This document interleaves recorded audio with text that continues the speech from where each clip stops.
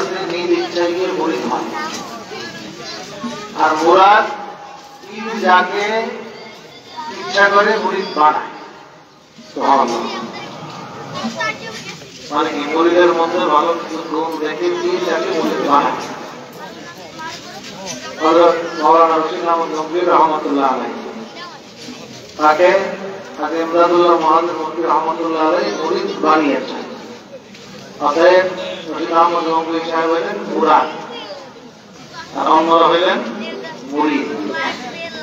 আল্লাহ পাক কিছু বান্দাকে ভালোবাসেন তার কিছু গুণের কারণে।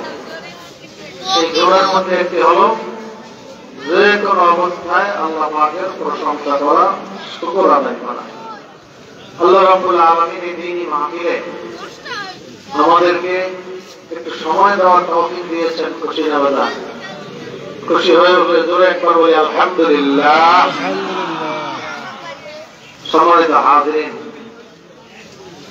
ওয়াজ নসিহত আমরা জীবনে বহু শুনেছি। চরমনাই ওয়াজ শুনতে সারা বাংলাদেশ থেকে আসে। অর্থাৎ চরমনাই মানুষের, চরমনাই বাসীর ওয়াজ দরকার এমন খুব বেশি না।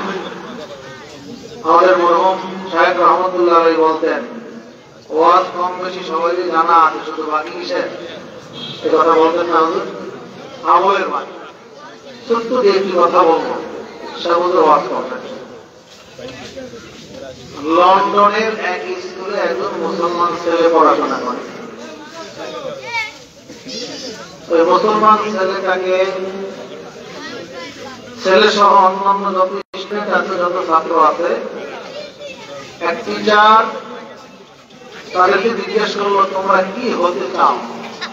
জিজ্ঞাসা করে অনেক সময়। কেউ বলে আমি ডাক্তার হইতে চাই, কেউ বলে আমি ইঞ্জিনিয়ার হইতে চাই, কেউ বলে আমি দার্শনিক হইতে চাই, কেউ বলে এটা সেটা অনেক কিছু হইতে চাই।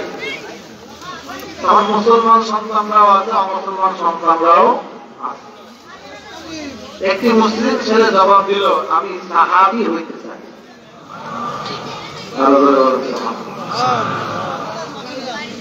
লন্ডনের টিচার, অমুসলিম টিচার, তারা তো সাহাবী বোঝে না।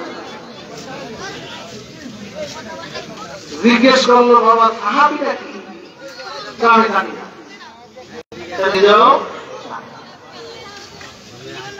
আসলে সাহাবী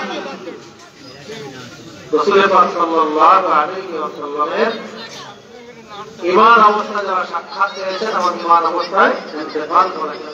বলে আমি জানি না। সকল শিক্ষক একত্রিত হইল, মেধাবী ছাত্র সে সাহাবী হইতে চায়, কিন্তু সাহাবীকে সে নিজেও জানে না। ছাত্রের পরিচয় নিলেও সে মুসলমান ছাত্র।